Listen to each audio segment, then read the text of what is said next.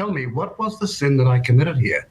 But to say that someone who thinks that their DNA is more superior, like Waititi said from the Maori Party, never called up by you, and all the other people who've been talking about things like the Holocaust and genocide, all the words from other politicians, never called up by you, said somehow that person is excused from saying the offensive thing that they said. And I'm calling it out. Your comments weren't about Rawiri Waititi, were they, though? They weren't. You were asked what your comments were about. You said quite clearly, you were asked quite clearly if there was a comparison to Labor's approach. Please don't argue. You've had your 24 hours of life. I mean, please don't argue. Who? I mean, he's Deputy Prime Minister, but still, who the fuck do you think you are? Please don't argue. He's a reporter, a journalist asking you questions. Now here comes the truth. Would you like me to play the clip, Mr. Peters? In my speech, I don't have to play this clip. I've got the speech in front of me. I know what I said. Ironically, of which the comment that was made was not a part of. It was an adlib. So I wouldn't actually think that the speech in front of him would actually even reference what it was, because it wasn't a part of the speech. I know. It was adlib. So he probably wouldn't be able to find it in the speech in front of him. I referred to Waititi talking about Maori DNA being superior to everybody else's.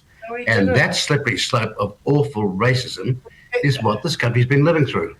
Mr. Peters, you were asked, you compare Labor's approach to co-governance to Nazi Germany. Is that appropriate? And you said, yes, it is. Now, I'm phrasing that, I'm reading that out, but we have the clip if you would like us to play it. Look, I'm sure you've got some intelligence. The logic of what you just said is that I didn't give it in my speech. I was asked it by the media trying to fit me up. You said... Well, you answered it.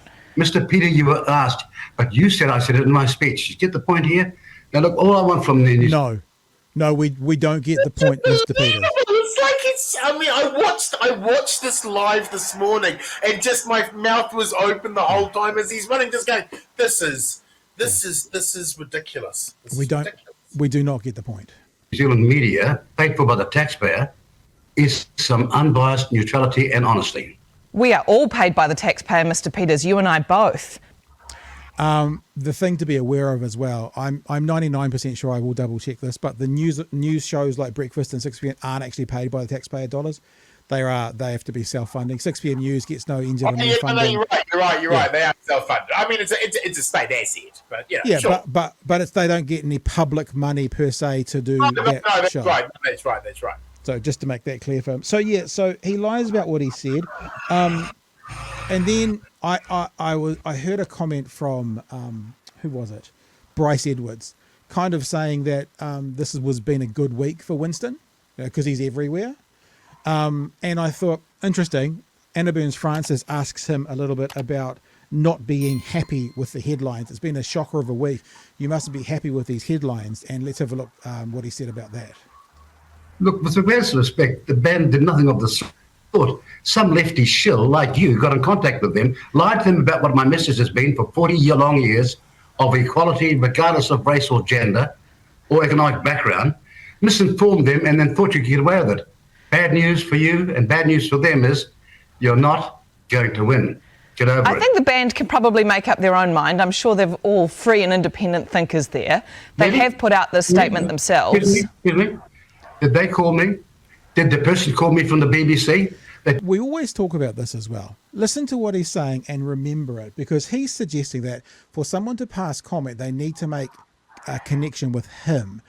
If he passes comment on anybody else in the next year or two that he hasn't personally made contact with, we need to bring this clip back up and go, he is undermining the story by saying, well, they never spoke to me. Well, Mr. Peters, I hope for the next 18 months or whatever it is that you're Deputy Prime Minister, if you comment on anyone, on any person, on any media, you have made personal connection with them, or else hypocrisy, thy name is Peters. Anything before we keep going, Marty? Yeah. This is a spectacle. He's competing with David Seymour. Next week, David's going to come out and do something even more outrageous. Then Luxon will try and come out and regain the narrative. Then Winston will come out, and this is the dynamic we're going to just see going around and around and around. It's a maelstrom. Yeah.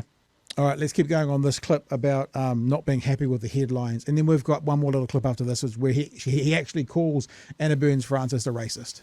You got in contact with? No. Just here we go again. Unlike Phil Collins' great song, they're not telling both sides of the story. Do I take it off those comments then that you are unhappy with the headlines that you're getting this week and that it is becoming a distraction? No, excuse me, I'm not. Look at the social media. You're losing 95 to 5%. Okay, Boomer, look at the social media. Look at it, the social media. You're getting smashed there with your bias, and everybody's finding this sort of narrative from you out. Now, it's sad to say, probably you're an innocent person, but your ownership and your production team need to get over their silly selves. Nobody likes it anymore. Mr. Peters, you are the Foreign Minister of this country and the Deputy Prime Minister. Is this the sort of rhetoric that we should expect from our leaders representing us on the world stage? Honesty, transparency and openness, yes, they do. And that's why I'm sure people do, not being immodest here, seriously respect the new face of New Zealand foreign affairs. Honesty and transparency. Would you mind telling us what Christopher Luxon said to you at your meeting on Monday? Yes, he said to me, I was told this, and this, and I said to him, by who? Did you hear my speech? No. And then about then I realised, like so many New Zealanders, all the way to the top, he's been misinformed by you media people who think that your shill lefty biased message is going to triumph. Mr. Peters, you cannot be accusing the Prime Minister of this country of being influenced so wholly by the media and being unable to find out your comments in your speech himself, are you? I just said that, and that's the truth. I had the conversation with him. You didn't. But unlike that doesn't bother you people. Facts and truth don't matter to you. Just the manipulation of bias. No wonder the media is in such a big trouble in our country, sad to say. But Would you repeat? Some of you deserve better.